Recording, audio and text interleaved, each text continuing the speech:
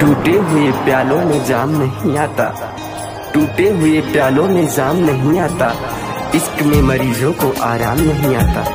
ए बेवफा दिल तोड़ने से पहले ये सोच तो लिया होता, ए बेवफा ये दिल तोड़ने से पहले सोच तो लिया होता, क्योंकि टूटा हुआ दिल किसी के काम नहीं आता। लिसन रिकॉर्डिंग स्टूडियो। देखा कौन लड़की से दिल न लगई हा, देखा कौन लड़की से दिल न लगई हा, इनका हो चाल से, इनका प्रेम जाल से, इनका हो चाल से, इनका प्रेम जाल से बहुत दूर रही हा।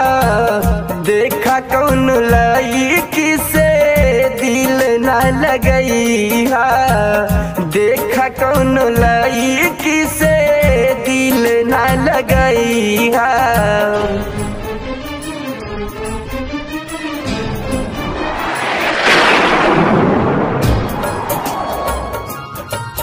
जिंदगी है सफर का सिलसिला, जिंदगी है सफर का सिलसिला, कोई मिल गया तो कोई बिछड़ गया।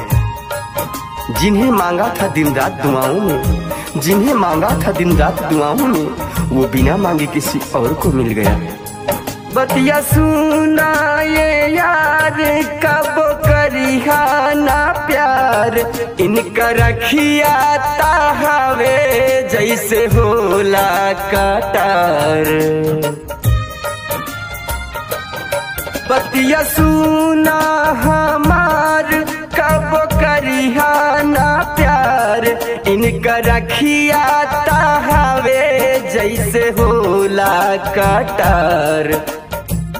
इनका से बच के रही हा तू हट के, इनका से बच के रही हा तू हट के, इनका यादा पे कब ना लो भैया।